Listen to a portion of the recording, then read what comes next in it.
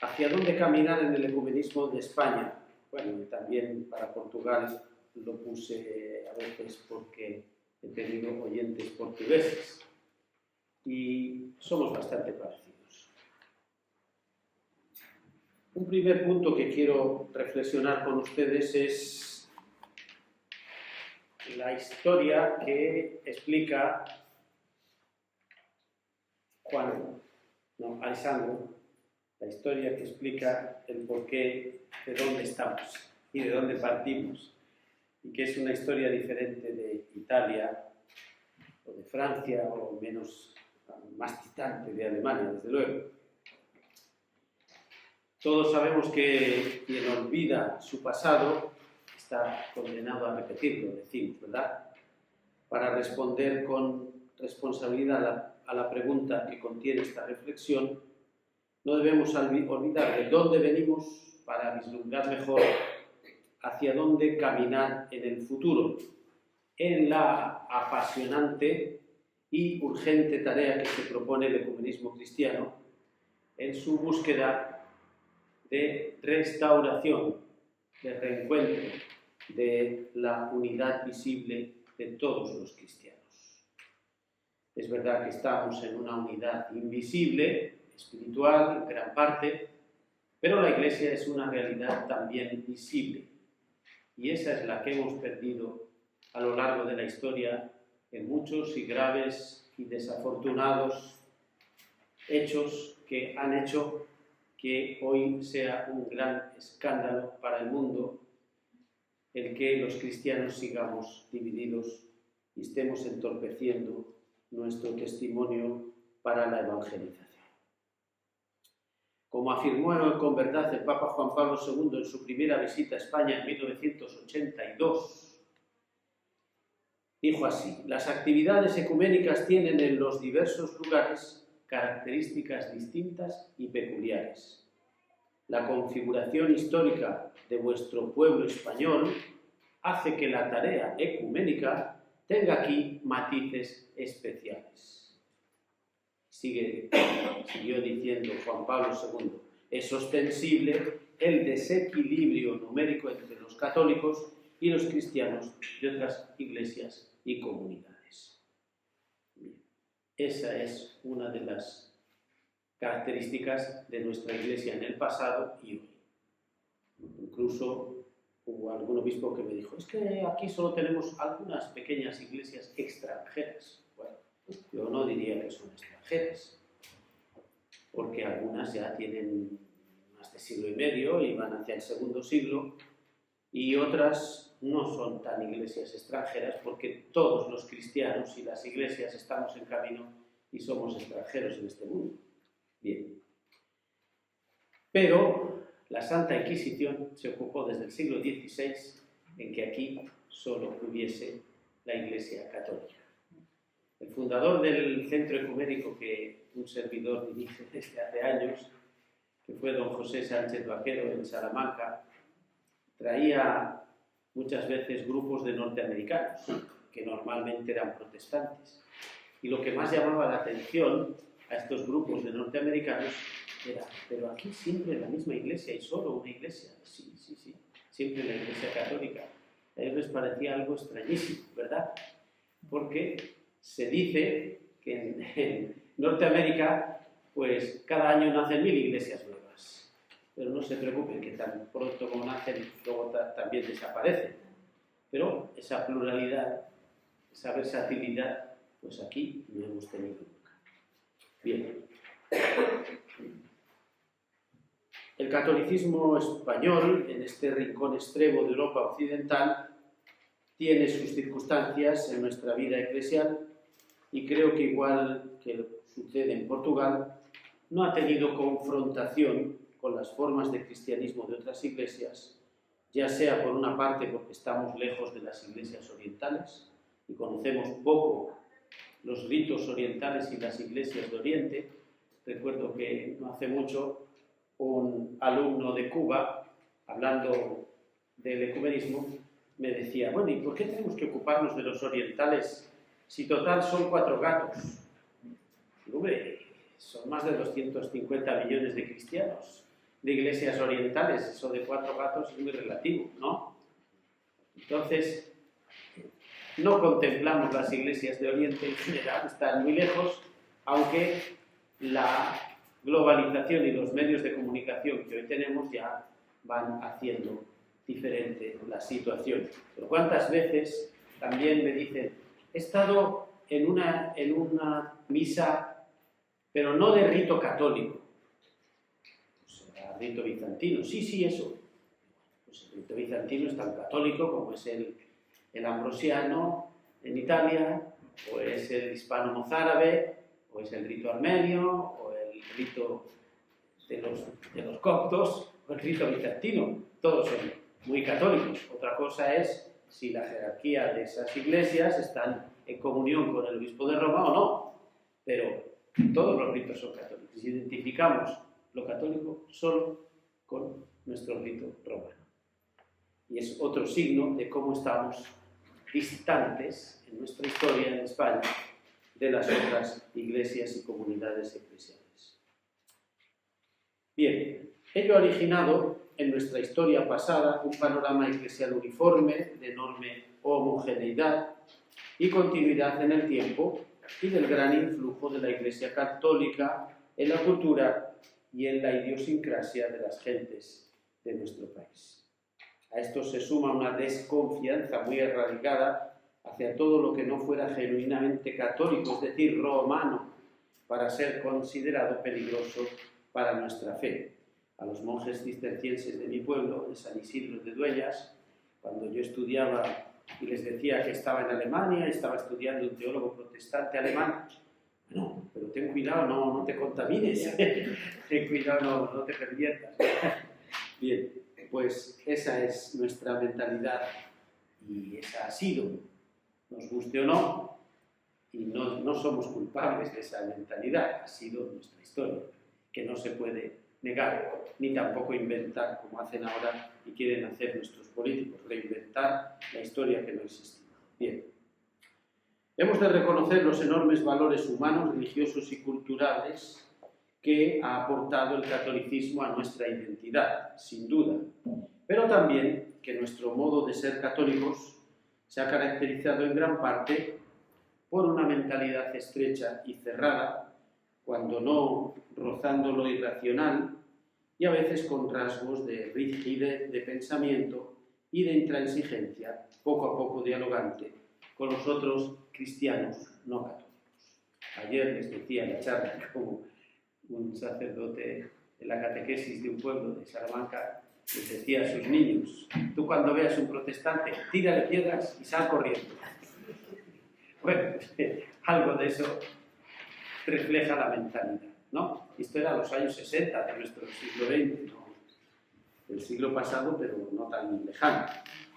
Bien, lo cual no quiere decir que esto nos haya dado también en otras iglesias, incluso hasta el día de hoy.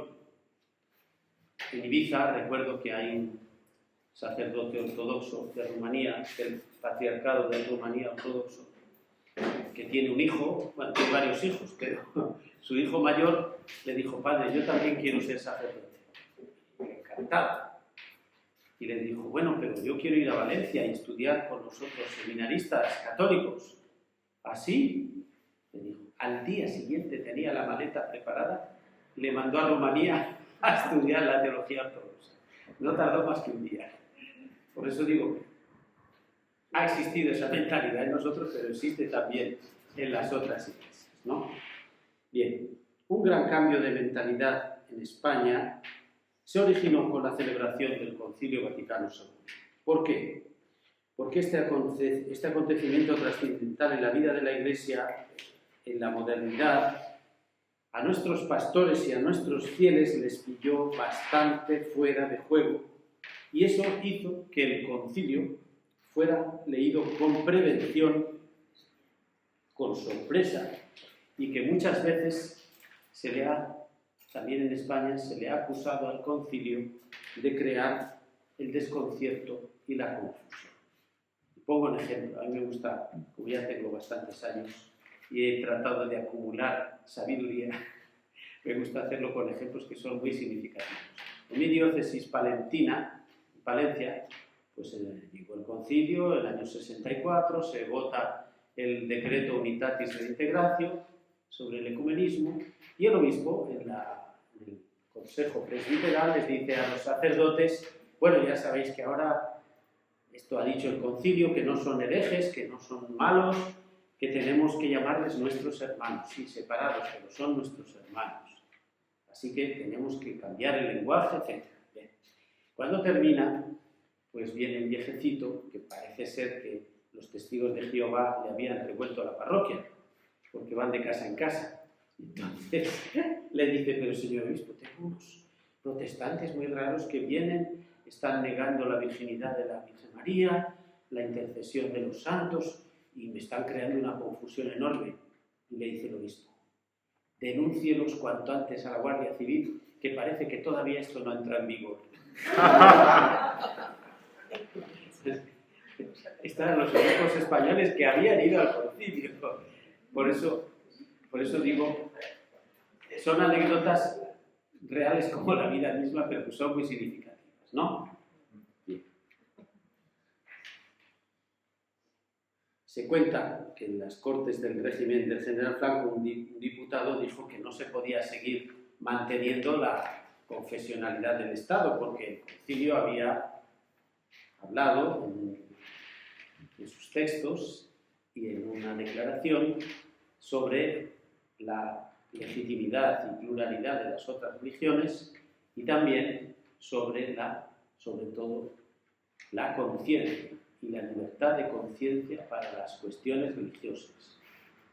Y cuando dijo eso, se levantó otro diputado de las Cortes del general Franco y le dijo: pues si eso dice el concilio, peor para el concilio, ¿no?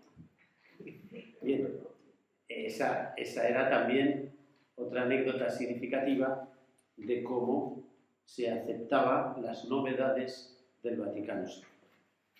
El hecho es que la novedosa eclesiología conciliar, la promulgación del decreto Unitatis Reintegratio, la aparición del primer directorio ecuménico en el inmediato posconcilio, años 68, 69 y 70, porque tuvo dos partes, provocó cambios importantes en nuestro catolicismo que daban cauce a los deseos de los pioneros que ya tenían una sensibilidad ecuménica, porque habían estudiado en Francia, en Bélgica, en Roma, y entonces venían como profesores o como sacerdotes con otra mentalidad. No podemos citar, aun a riesgo de dejar de lado a alguna persona relevante, dejar de citar, quiero decir, a algunos protagonistas de primera hora en España. Don Julián García Hernando, el fundador de las Misioneras de la Unidad, y por muchos años director del Secretariado de Ecumenismo en la Conferencia Episcopal. Don José Sánchez Vaquero, que fue profesor en la Pontificia de Salamanca, el creador de la revista Diálogo Ecuménico, del Centro Ecuménico Juan XXIII, que un servidor dirige, Miguel María Garijo Gembe, Lamberto de Echeverría en Salamanca en el ámbito del derecho canónico, el pastor de la IERE, Antonio Andrés Puchades, que también en Salamanca colaboró a todas las actividades de aquella ebullición ecuménica que había en los años 60 después del concilio, el jesuita Santiago Morillo de Madrid, el jesuita Padre Delius en Málaga, fundador de dos centros ecuménicos, como saben, los pastores evangélicos Carlos Araujo, Luis Poveda, Benjamín Heras, Gabriel Cañellas de Madrid, o también el capuchino Joan Botán y el laico Joan Miser, junto al profesor Antoni Matabosc, y luego el que sería obispo José Pont i Gol en Cataluña, y todos estos personajes promovieron un ecumenismo que ahora se muestra muy vivo, y yo he podido estar 2 veces en Cataluña y creo que hay muchos grupos bastante activos y con unas actividades muy interesantes. O el sacerdote ortodoxo Dimitri Champarlis en la Iglesia Ortodoxa Griega en Madrid, así como, y junto a Champarlis el rumano Teófilo Moldovan, eso es, que ha sido por muchísimos años el párroco de Madrid, pero solo había una parroquia en toda España, en Madrid, de la Iglesia Ortodoxa Rumana. ¿Saben ustedes cuántas parroquias hay ahora en España de la Iglesia Ortodoxa Rumana? 120.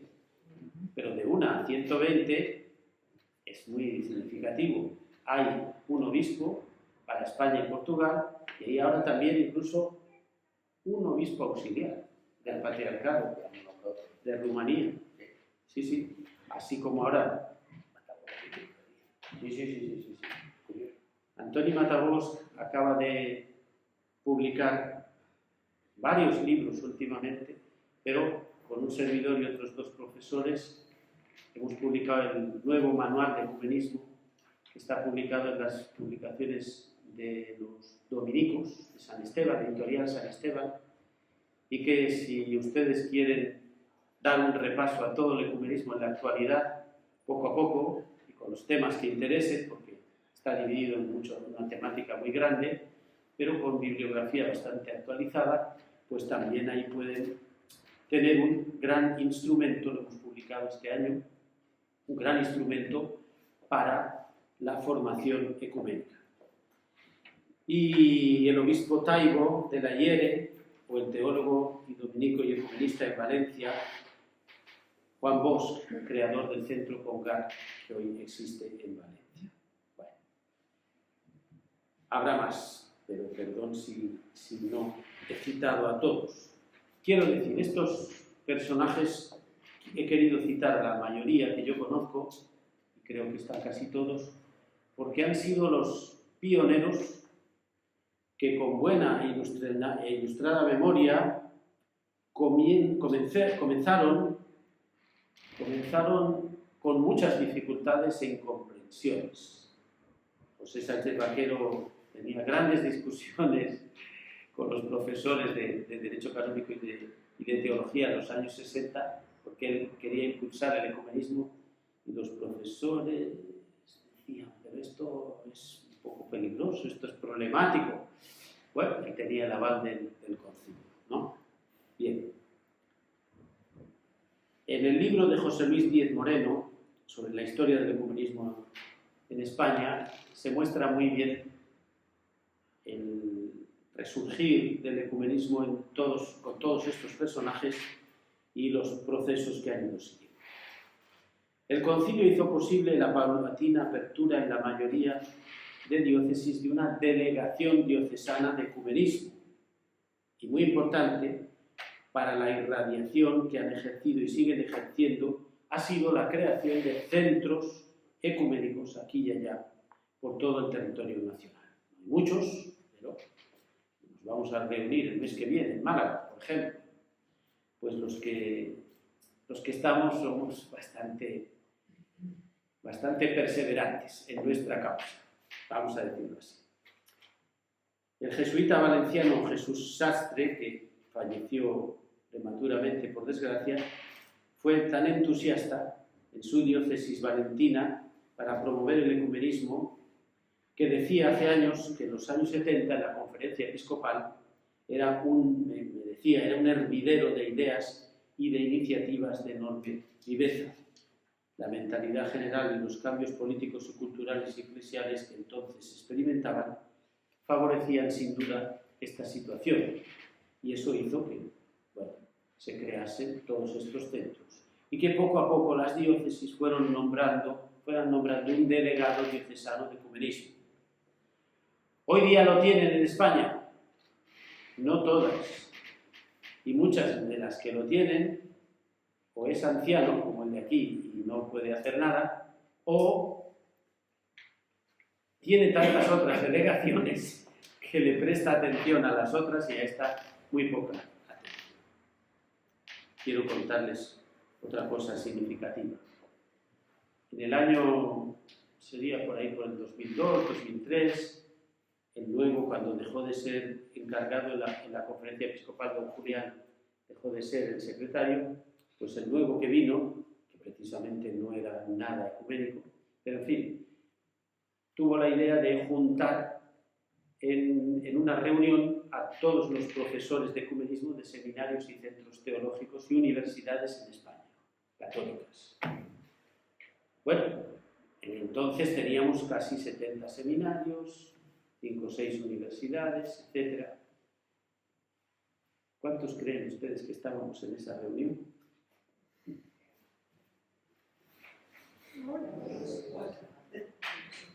Bueno, pues otro hecho significativo. Esto era ya el año 2000 y pico. Bien. Pero hemos de constatar con tristeza que esa viveza del tiempo postconciliar ha tenido años, en el comienzo del siglo XXI, que se apagó bastante. En parte porque fue un gran error nombrar a este obispo, este sacerdote de León en el secretariado, que era del derecho canónico y que sus actitudes, por desgracia, eran no solo no ecuménicas, sino a veces antiecuménicas. Pero en fin, esta es nuestra historia. Para el ecumenismo en España han sido años duros, de gran ralentización y pasos atrás, justo en el momento en que la situación social y eclesial en nuestro país cambiaba de forma radical en nuestra historia. Hasta hace 25 años la presencia de otras iglesias diversas de la Iglesia Católica era pequeña en número y en peso sociológico, aunque no eclesial, pero desde entonces se han dado dos fenómenos que han cambiado el mapa religioso de nuestra sociedad. Hoy día, por ejemplo, en la diócesis de Málaga hay 11 iglesias, cada una organizada con su jerarquía, etc. 11 iglesias cristianas diferentes, entre ortodoxos y anglicanos y evangélicos. Y católicos, claro. 11 iglesias. Sí, eso es. Sí, con sus capillas, sus iglesias, sus pastores, sus sacerdotes, etc. Eso son los dos fenómenos que ustedes conocen y que no hace falta recordar simplemente. Uno ha sido el turismo, que ya no viene de turismo y se ha quedado en grandes urbanizaciones en todo el Mediterráneo, desde Cataluña hasta Cádiz, por una parte, que hace que sean iglesias vivas en general y organizadas en todo el arco mediterráneo, y por otra parte, la inmigración de los países del este, cuando España se incorporó a la Unión Europea, y entonces han venido muchas iglesias ortodoxas de todos los patriarcados. Hoy día tenemos del patriarcado ortodoxo rumano más de 120 parroquias, 120 ciudades, pero incluso están construyendo una catedral propia en Madrid, una cosa impresionante, sobre todo por las pinturas que están haciendo en esa nueva catedral. Tenemos también un obispo del patriarcado ruso, aquí en Alicante, con ese gran templo que han hecho en Altea, ¿no? Sí. Tenemos, bueno, aunque el obispado está en Madrid, pero ahí comenzó. Tenemos también un obispo griego, desde el año 2005, por ahí, un obispo del Patriarcado Ecuménico de Constantinopla, y por tanto sus diferentes parroquias. Esto ha hecho que hoy día ya no sea una cuestión tangencial a la pastoral en la Iglesia Católica en España, porque ya hoy día en cualquier colegio, en cualquier parroquia, incluso en cualquier pueblo, a veces pequeño, ya hay cristianos de otras iglesias. Y por tanto, el problema pastoral que tenemos que afrontar, al problema ese le corresponde la formación ecuménica para que sepamos afrontarlo. Yo he tenido el año pasado y venía a la catequesis de confirmación un muchacho buenísimo, universitario, sus padres son ortodoxos rumanos y claro, no se pudo confirmar porque ya estaba confirmado, pero dice, yo he hecho la primera comunión con mis compañeros y todo lo demás. Digo, sí, la primera comunión, bueno, vale, pero no puedes confirmarte otra vez. Entonces, quiero decir, pues se integran a veces sin mucho discernimiento porque incluso a veces los propios fieles tienen poca formación religiosa en general de las iglesias orientales, no tienen una catequesis organizada como tenemos nosotros. Bien, tenemos incluso en Madrid hasta una iglesia pentecostal episcopal de Filipinas, con su propio obispo. Tenemos otro obispo de la iglesia siro-ortodoxa de Siria. Y por tanto, digo, las diversas confesiones ya son un hecho incontestable, aunque sea muy diferenciado en las zonas de nuestro país, pero ya tenemos que contar con que nuestra formación ecuménica tiene que pisar el acelerador, decimos, porque ahora ya sí hay una presencia por todo el país de las otras iglesias. Creo que estamos de acuerdo, ¿no? Bueno, bien, el segundo punto, ya voy más rápido, la acción pastoral ecuménica. ¿Qué hacer hoy entonces, pastoralmente?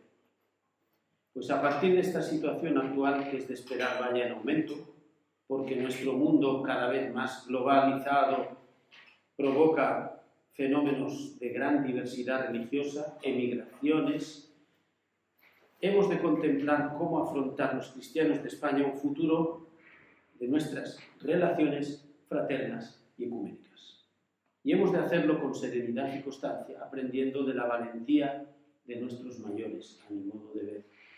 Sabiendo que nuestros predecesores han sido muchos y muy meritorios, y que el ecumenismo es uno de los signos de los tiempos más evidente en nuestro momento eclesial actual. Es bueno recordar una idea muy oportuna del cardenal Walter Kasper, que ha estado al frente del Pontificio Consejo para la Unidad más de 10 años, y dice así, es una frase lapidaria: no hay una alternativa responsable al ecumenismo. Una distinta posición contradice nuestra responsabilidad ante Dios. Nada menos. No somos responsables ante Dios y ante la Iglesia si creemos que hay otra alternativa a la búsqueda apasionada de la unidad de los cristianos. Bueno, eso son palabras mías, ¿eh? Vale más la del cardenal Kasper. Bien. Una de las cuestiones que pongo aquí, en el número 3, es un concepto común de la unidad de la Iglesia.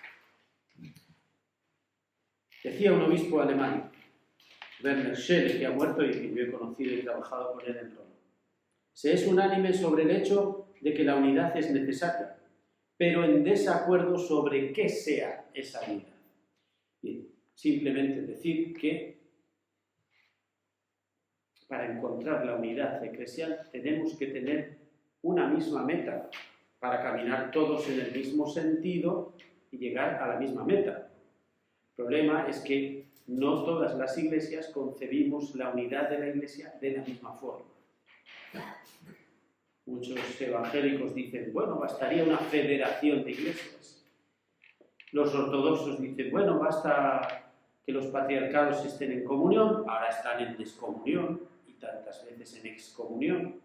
Como ustedes saben, el patriarca de Moscú ha excomulgado al patriarca de Constantinopla, a toda la iglesia ortodoxa griega y también al patriarca bizantino de Egipto, de la iglesia de Egipto, no a los coptos, sino a los bizantinos de Egipto.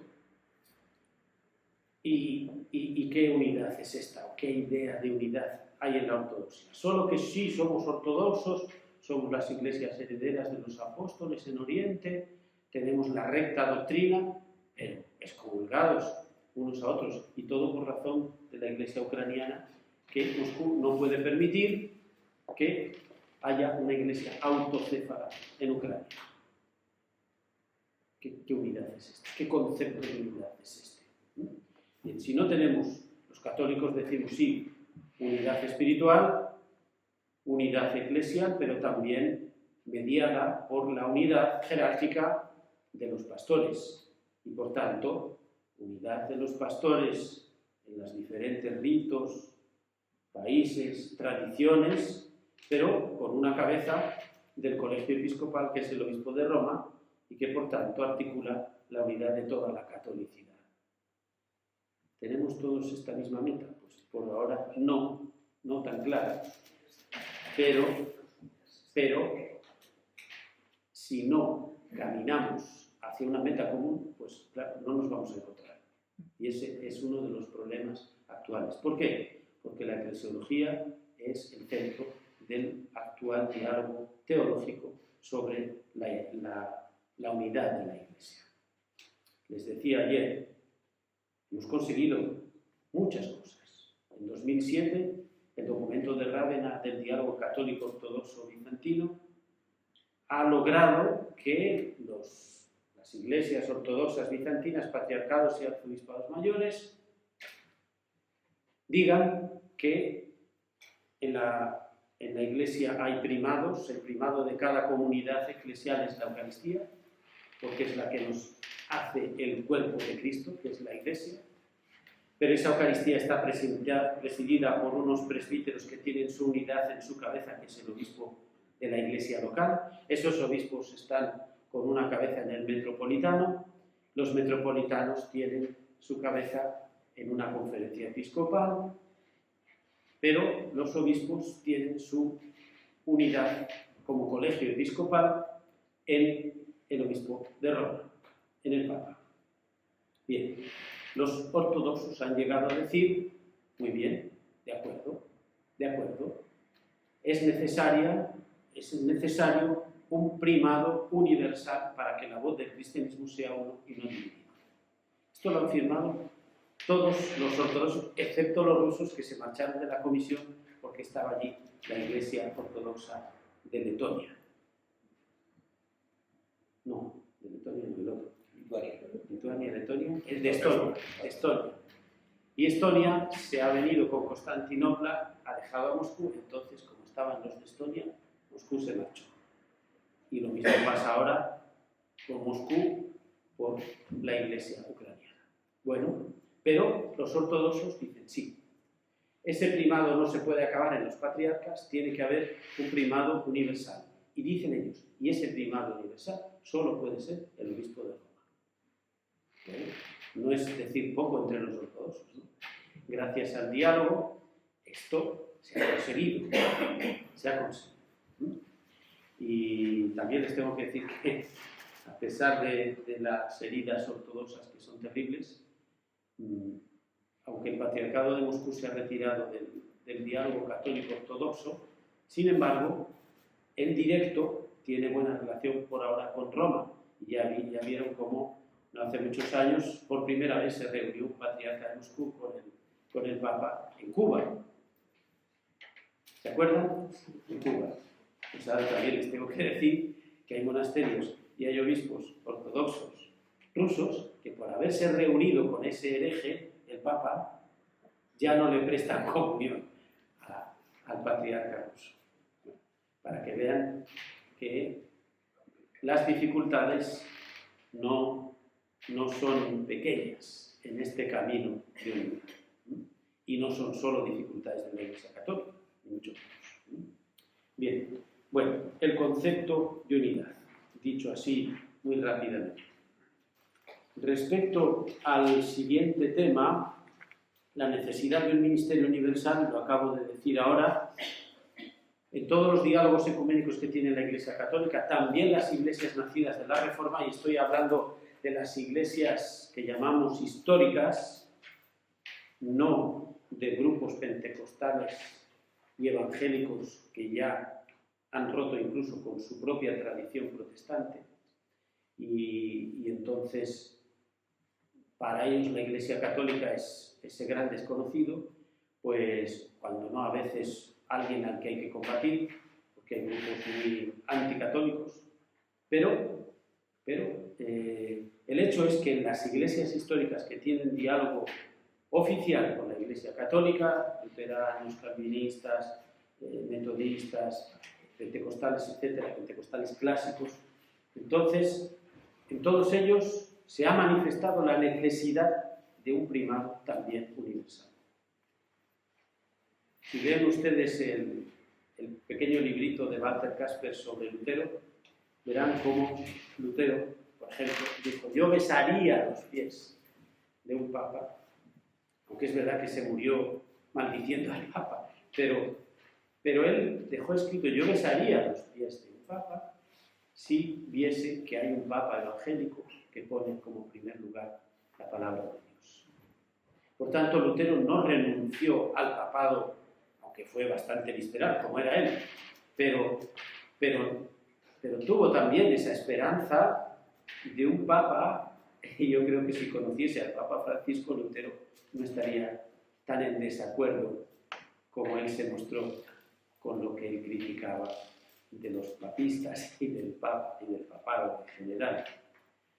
El librito que hay de Walter Kasper sobre esto es muy interesante. Bueno, en todo caso, los mismos anglicanos también han hecho documentos preciosos sobre la autoridad en la Iglesia, y el tercer documento sobre la autoridad en la Iglesia, el don de la autoridad, se titula así, del año 99, dice que incluso antes de la unidad plena entre anglicanos y católicos, los obispos anglicanos deberían acompañar a los obispos católicos cuando van a la visita divina con el Papa, para gozar ya del don del papado, incluso aunque todavía no estamos plenamente unidos. Fíjense hasta dónde han ido los anglicanos. Incluso en ese documento se dice que reconocen que el Papa puede, en algunos momentos críticos, sin concilio, promulgar una verdad que es de fe católica cuando están en conjunto, de acuerdo en la fe de todas las iglesias y todos los obispos. Con lo cual, indirectamente, están reconociendo que los dos últimos dogmas, por ejemplo, marianos, que se hicieron sin concilio, pues podrían admitirse por los anglicanos. Los anglicanos, bueno, la verdad es que tienen tres ramas muy diferentes, pero en general los anglo-católicos pues tienen también culto mariano y tienen fiestas marianas, por ejemplo. Entonces, no tendría mucho problema en aceptar los últimos dos dogmas sobre la Virgen María que hay en la Iglesia Católica. Bueno, las buenas relaciones que hay entre el Consejo Ecuménico de las Iglesias y en la Iglesia Católica ha hecho que se haya producido en el ámbito de fe y constitución este gran foro de diálogo doctrinal del Consejo Ecuménico de Iglesias, pues sea un documento eclesiológico que se llama La Iglesia hacia una concepción común, y que sea un buen acuerdo sustancial de eclesiología para todas las iglesias. Hoy estamos recibiendo y digeriendo, digamos, en la digestión de este documento eclesiológico para todos los cristianos. Bien, pues esa necesidad de un ministerio universal de comunión se ha manifestado así. Bien. El siguiente punto es una convergencia muy actual, que es el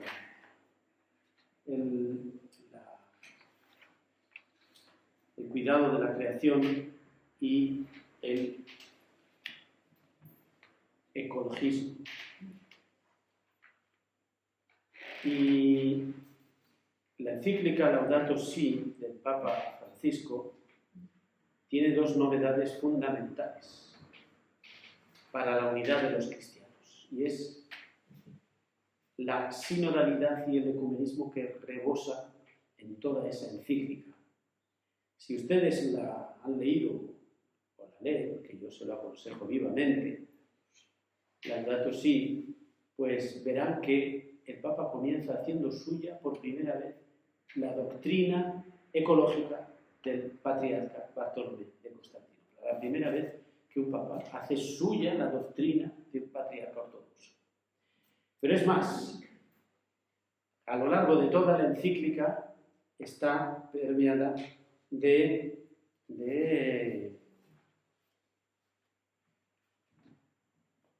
16, creo que son 16 o 18, la doctrina de 16 o 18 conferencias episcopales de todo el mundo, católicas.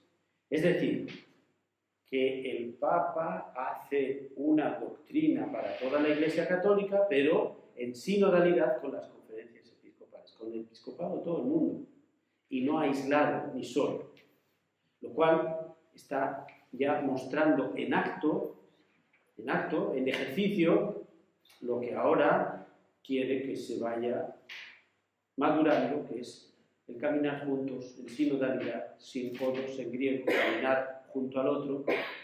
Entonces, esta cuestión tan urgente que es el cuidado de la creación para el futuro de la humanidad, pues vemos cómo es común a la preocupación de todas las iglesias, al patriarca ecuménico que he tenido el honor de promover su doctorado honoris causa en la Pontificia de Salamanca hace unas semanas. Si ustedes están interesados pueden entrar en la página de la Universidad Pontificia de Salamanca y todavía se puede ahí ver toda la ceremonia, que es preciosa. Pues ahí verán, el patriarca verde se le llama porque ha promovido y sigue promoviendo encuentros, simposios, doctrina suya en encíclicas, etcétera, para promover la conciencia de todos los cristianos ortodoxos en el cuidado de la creación. Bueno, esto nos une. De hecho, ya el 1 de septiembre, que es el Día de la Creación para los ortodoxos, pues ahora en España lo estamos celebrando, creo que es el 8 o el 9 de septiembre. En Italia lo hacen también los cristianos juntos. Pues es una forma de cómo el ecologismo, que tiene mucho que ver con el cuidado de los pobres, porque la destrucción del medio y del cambio climático está hiriendo sobre todo a los países más pobres, es una cuestión también moral, y esto es otra de las grandes aportaciones de la encíclica del Papa. No es una cuestión solo del hombre con la naturaleza, no, del hombre con el hombre también, por tanto es una cuestión moral importantísima. Pues bien, esto es una de las cosas que pastoralmente podemos nosotros promover y realizar en nuestras iglesias. Y aquí, como veo que hay buen ambiente en la iglesia de Cartagena, pues les invito a que esta sea, por ejemplo, una acción bonita que se hace juntos las iglesias. El siguiente punto es sobre todo iglesias evangélicas y raíces, la reforma del siglo XVI. Como veo que hay aquí bastantes miembros de las iglesias nacidas de la reforma, les voy a proponer esto y luego pueden reaccionar si están de acuerdo o no. Vamos a ver. Lutero era un gran lector de los místicos medievales, era un hombre tremendamente religioso y piadoso, y los reformadores también. Juan Pablo II, en el centenario de su no sé si fue el nacimiento de la muerte, en los años 80, dijo era un genio religioso. Y un papa diga que Lutero es un genio religioso, no es poco, puesto que le hemos considerado un demonio y el padre de todas las herejías, ¿no? Bueno, pues a lo que voy es que esa figura de hombre piadoso, religioso, el comentario al Magnificat que tiene Lutero sobre la Virgen María es una maravilla. Por tanto, es una pena que las iglesias evangélicas se hayan apartado de la intercesión de María y del culto mariano. Aunque les voy a decir otra anécdota, ya que uno va teniendo años y tiene muchas anécdotas.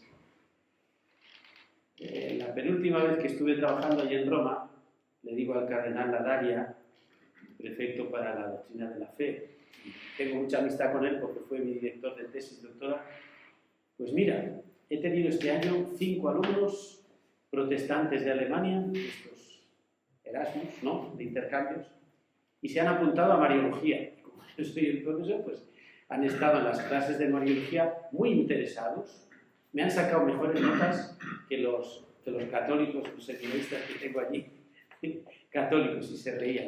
Pues te voy a contar de otra cosa.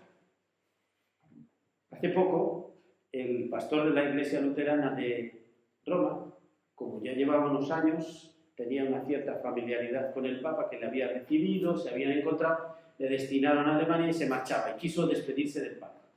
Y cuando se iba a despedir, pues claro, el Papa no le daba un rosario, le daba una medalla conmemorativa. El pastor luterano dijo: no, Santo Padre, nosotros queremos el rosario, la medalla no. El Papa se quedó asombrado. Y luego, por otra parte, yo me enteré que es que en la Iglesia Luterana de Roma han empezado a hacer un pequeño culto mariano. No es el rosario nuestro, pero una cosa parecida. Con lo cual, esto es una esperanza muy grande de que también las iglesias de la Reforma están abriéndose a un culto mariano, reconociendo el puesto que tiene en la comunión de los santos y en la comunión de toda la Iglesia el puesto de la Virgen María. Bueno, a lo que voy es lo siguiente. Hay muchas iglesias, las más vivas y las que más crecen hoy, sobre todo pentecostales y evangélicos, evangélicas, que ya no tienen ninguna relación con los reformadores del siglo XVI. Y por tanto, es muy difícil el diálogo, porque incluso no quieren saber nada de las propias iglesias históricas. Cuando yo estuve en Chile, me reuní con el anglicano, el sacerdote anglicano, el pastor de los, creo que era de los metodistas, de los luteranos, y otro pentecostal. Y me dijeron, es que aquí tenemos dificultades entre nosotros mismos porque tenemos los ayatolas del protestantismo. Y eso, sí, nos comulgan a nosotros porque somos demasiado tradicionales.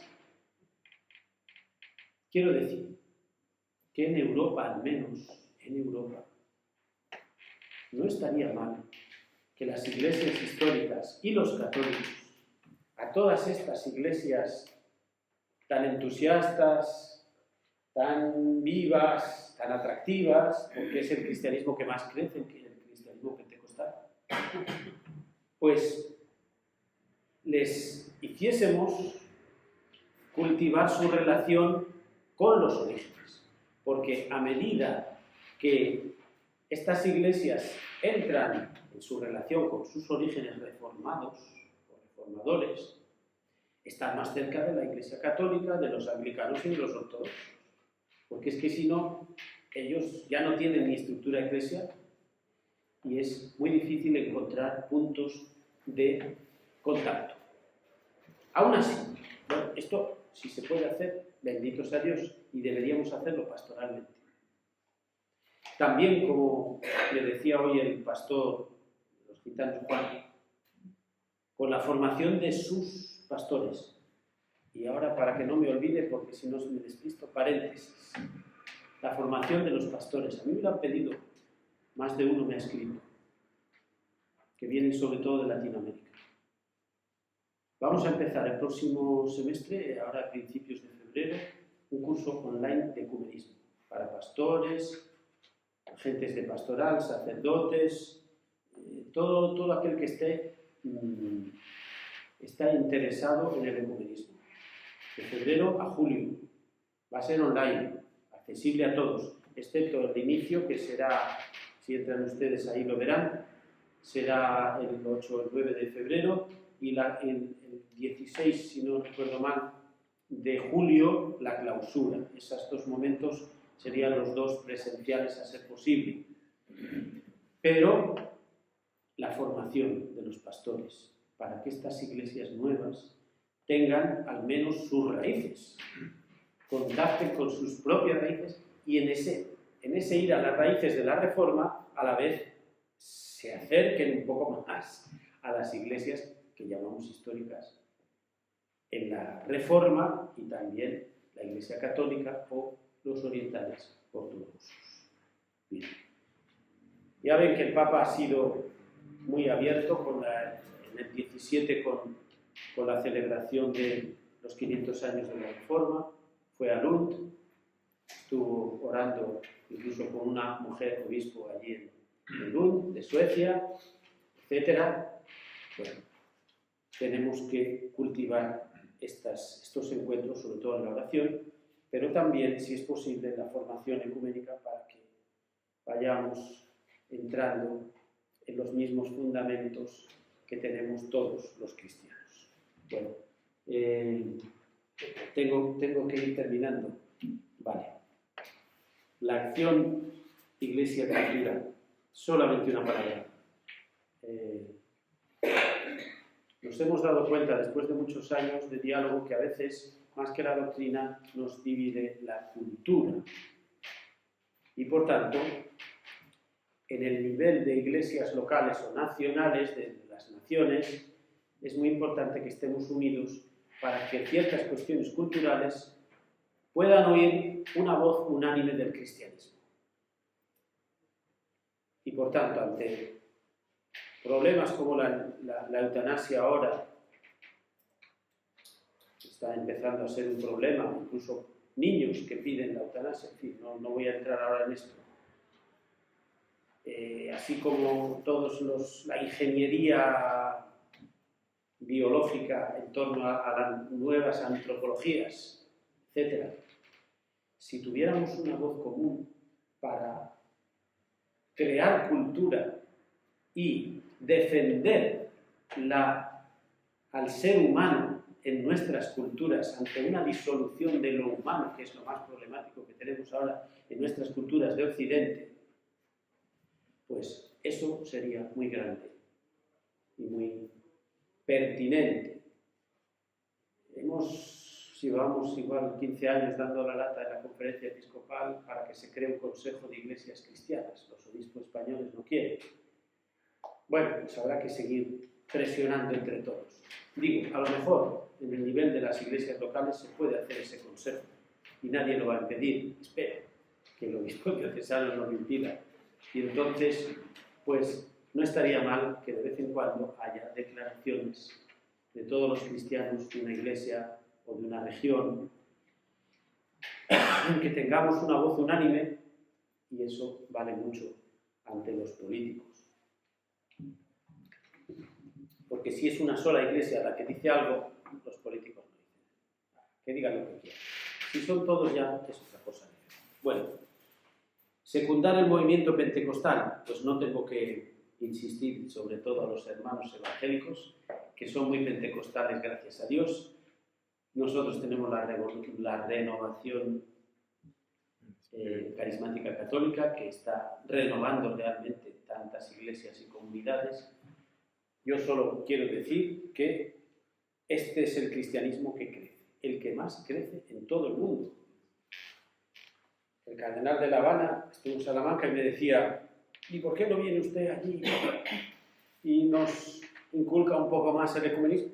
Porque teníamos una iglesia metodista cuyo obispo estaba muy en contacto y colaboración con nosotros, se ha muerto el obispo, han venido unos norteamericanos y han deshecho todas las relaciones ecuménicas porque ya han cambiado la iglesia totalmente en un estilo pentecostal, pero sí anticatólico. Bueno, no tiene por qué ser el pentecostalismo divisorio, al contrario.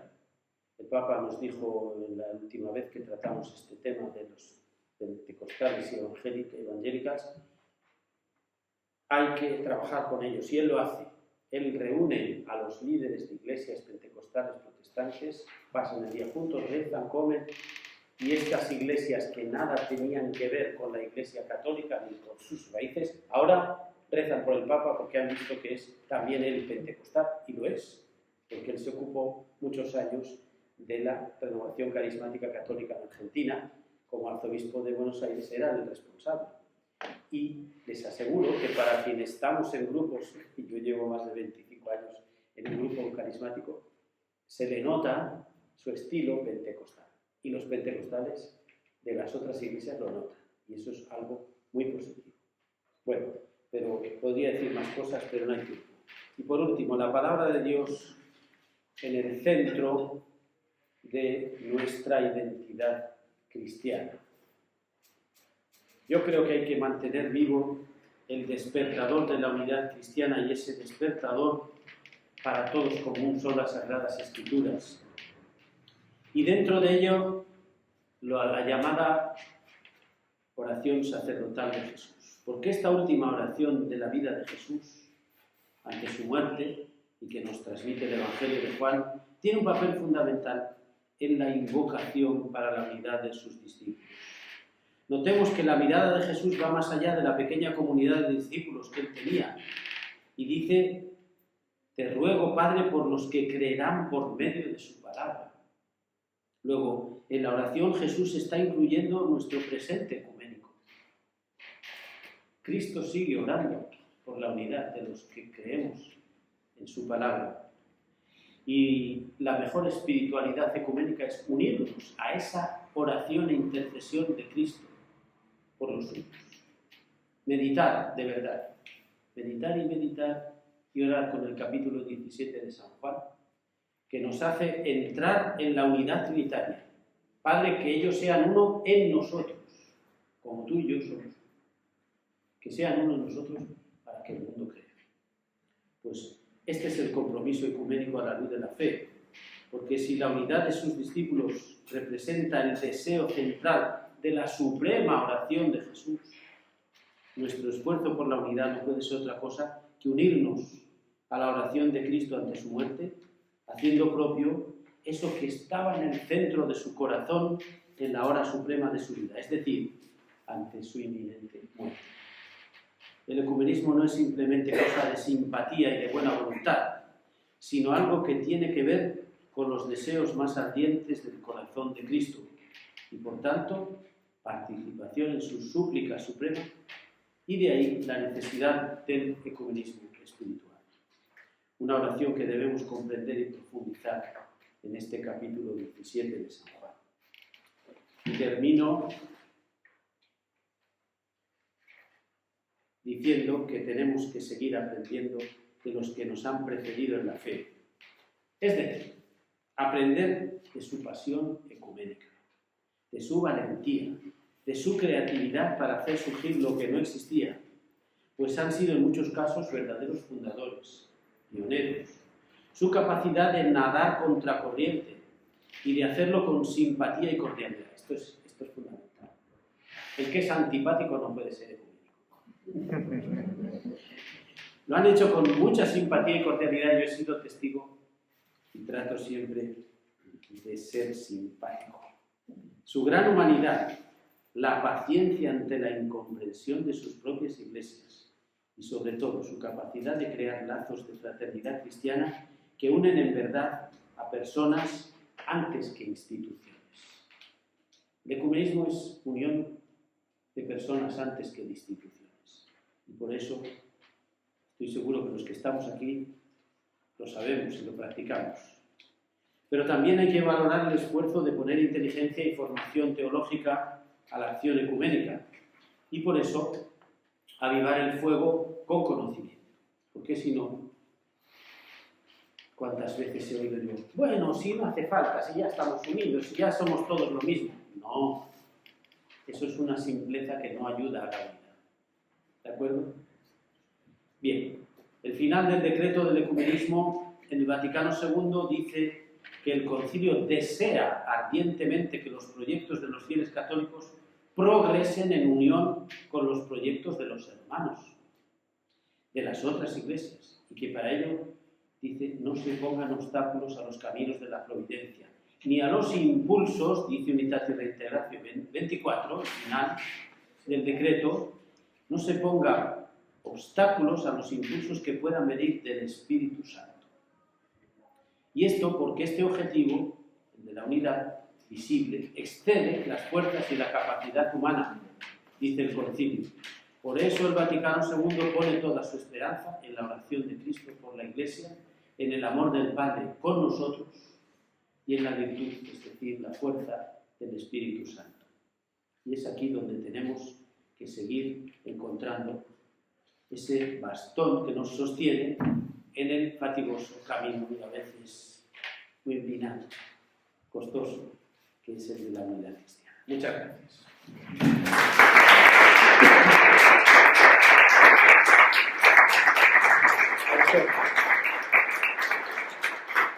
A vosotros que sois pocos pero muy buenos. Bueno, yo he cometido el pecado de que hice la conferencia completa porque en Murcia tuvimos la mala suerte de que nos vino muy reducido. Sé que es tarde, pero puede haber lo que vosotros queráis de diálogo, de preguntas, si alguna la tenéis, si queréis hacer algún apunte, aclarar alguna duda. Bueno, y antes de eso, ahí afuera, Juan, si no se lo da, tenemos, por quien se interesa en los documentos ecuménicos, nuestra revista Diálogo Ecuménico es la única en ámbito español para España y América Latina que traduce todos los documentos que se hacen de la Iglesia Católica con las otras iglesias, porque ninguno hasta ahora se ha hecho en lengua española. Entonces, bueno, aquí tienen una hoja donde ven las publicaciones, lo que cuesta, que son 39 euros al año, no es muy fatigoso. Y si alguien está interesado, pues puede llamar a la universidad, apuntarse y recibirá ya el volumen de 2023 que estoy preparando. Y si quieren volúmenes anteriores, que hay bastantes todavía, pues mejor. Los quiero hasta el año 2000, o quiero lo que sea. Y les pueden proporcionar también números anteriores. Aparte están los 2 volúmenes del Enquiridion Ecuménico, que tienen todos los documentos de la Iglesia Católica con las otras iglesias desde que se empezó en el concilio, después del concilio, hasta el año 2003. Sí, hasta el año 2003, si no recuerdo mal. Y a partir de ahí, pues todo el resto está en la revista Diálogo Ecuménico, para quien esté interesado. Se puede suscribir como institución o personalmente y la recibirá. La tragedia de las revistas es que cada vez tenemos menos colaboradores. Entonces yo empecé con 3 números al año, seguí con 2, y ahora el director de publicaciones me dice: no hagas más que uno, que sea un poco gordito, pero lo están haciendo casi todas las revistas. Será un número al año, pero espero que sea sustancioso. Bueno, y ahora pueden preguntar o comentar o contar lo que les parezca mejor. Sí. Supongamos que voy a Ucrania. Yo, al asistir a sus celebraciones, ¿puedo comulgar igual que aquí? Si son ucranianos católicos de rito bizantino, sí. En otros ritos, todos los que haya ritos orientales que están unidos a Roma, sí. Pero en Ucrania hay 5 millones de cristianos unidos a Roma. Del rito bizantino la mayoría, del rito latino la minoría. Pero luego hay el resto, hasta 40 y tantos millones, que son ortodoxos. Entonces, en las iglesias ortodoxas no debo comulgar. Puedo, pero no debo, porque si no ellos se enfadan mucho. Y mantienen muy estricto que solo comulguen sus fieles ortodoxos y nadie que no sea ortodoxo. Y eso depende, pues, de la eclesiología antigua, y en principio tampoco nosotros católicos tenemos que dar la comunión a quienes no son católicos. No hay intercomunión eucarística porque no hay intercomunión eclesial. Pero en todas las iglesias orientales ortodoxas hay una parte ortodoxa y otra parte católica. De los coptos, que hay un patriarcado copto católico, un patriarcado armenio católico, un patriarcado siríaco de rito antioqueno católico, un patriarcado melquita católico. De todos esos Debería ritos, uno de informarse. claro, por ejemplo, en Jerusalén, allí en la puerta de Roma, pues está una iglesia de los melquitas, pero unidos a Roma. Se participa, ellos tienen su liturgia casi toda en árabe, con algunas partes en arameo de la consagración, la lengua de Jesús. Pero luego, pues, aunque no entienda yo mucho, pero soy católico como ellos y puedo comulgar. Sí. Me vais a permitir, como ya no tengo muchos años, aprovecho de lo que ha dicho él y voy a contar una anécdota. Nosotros tenemos un gran amigo, creo que me oye, un gran amigo, pastor rumano. Un gran amigo, de muchos años. Incluso hemos estado en la boda de su hija.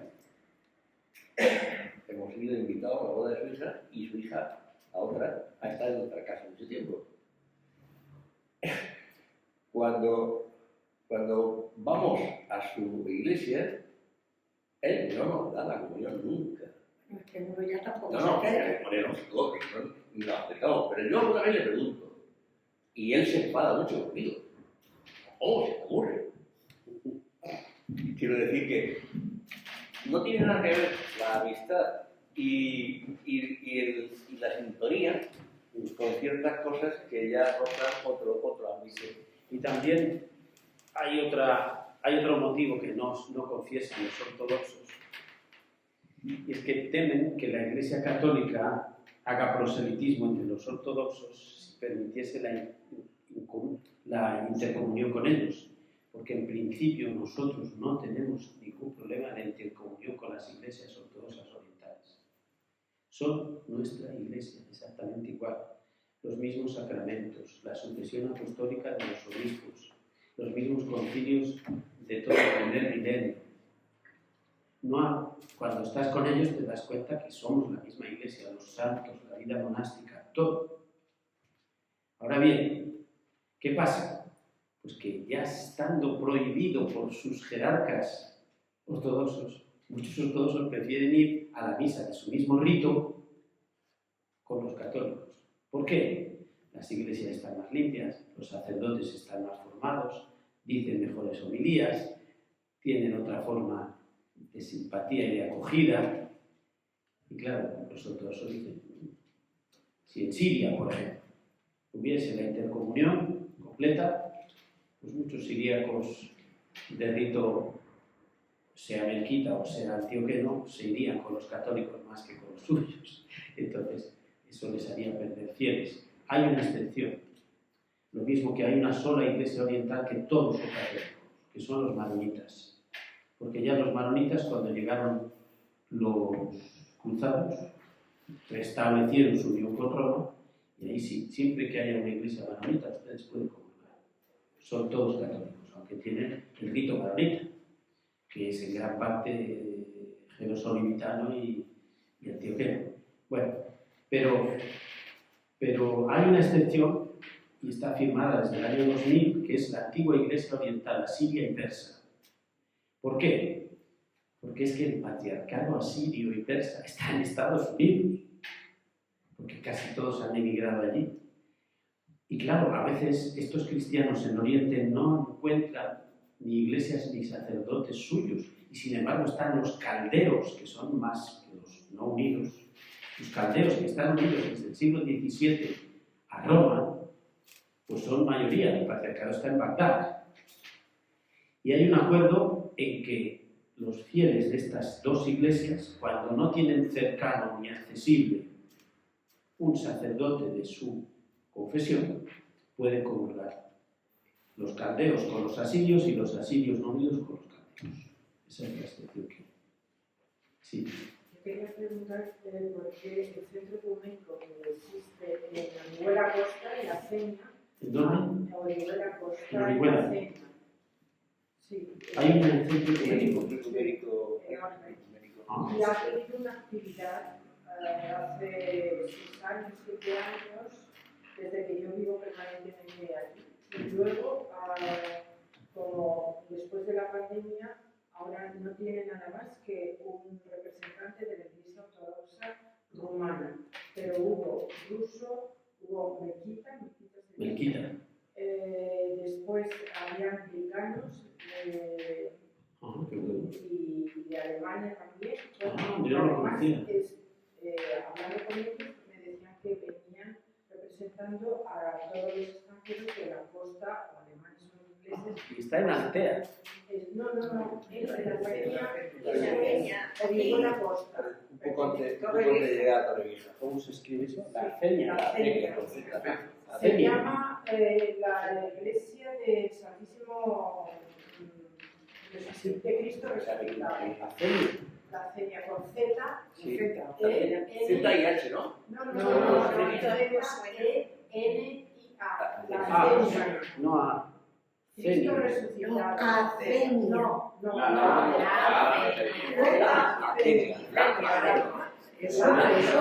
Argelia con Z. Cuando iba allí,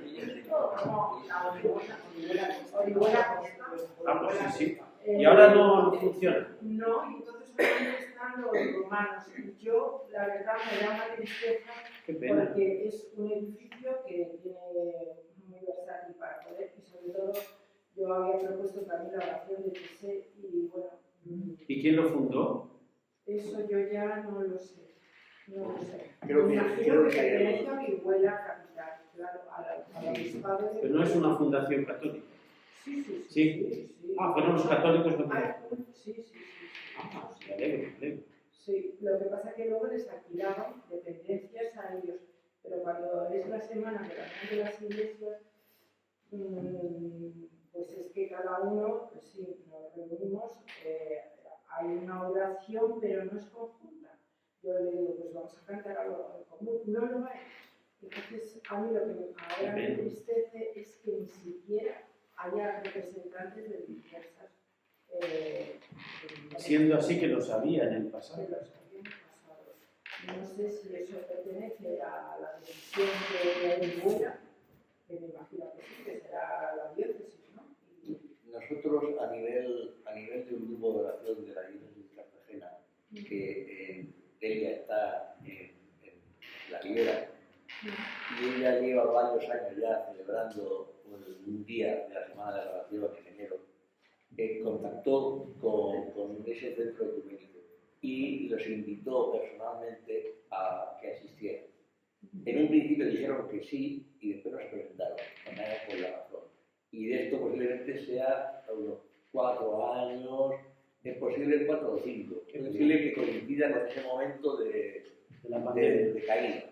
Sí, Pero fueron invitados personalmente por Delia, que es el alma mater en la zona del Mar Menor, la Ribera, porque tenía conocimiento de ese centro y los invitó.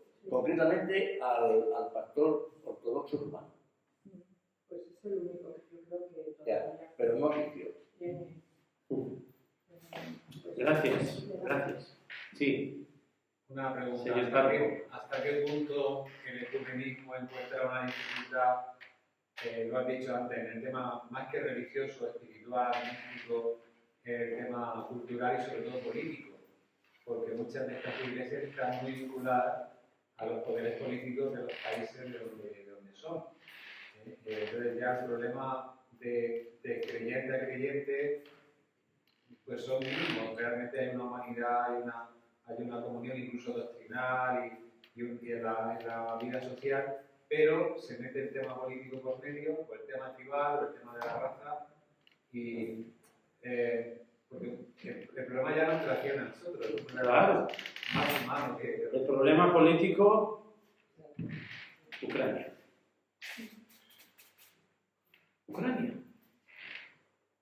Putin ha dicho que Ucrania no es un país, es una parte de Rusia y no le sacan de ahí. Ucrania le dijo al presidente de Estados Unidos eso, Ucrania no es un país. Claro, en Ucrania está el origen del cristianismo ruso, ¿vale?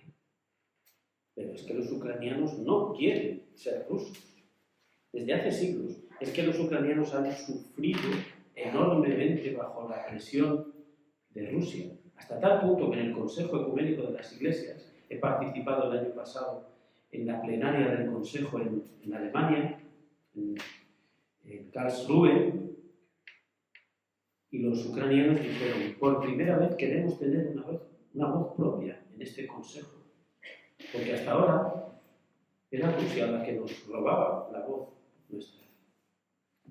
Entonces, el problema de las iglesias orientales en Europa en general y en Oriente en general es que son iglesias nacionales y están unidas al poder político.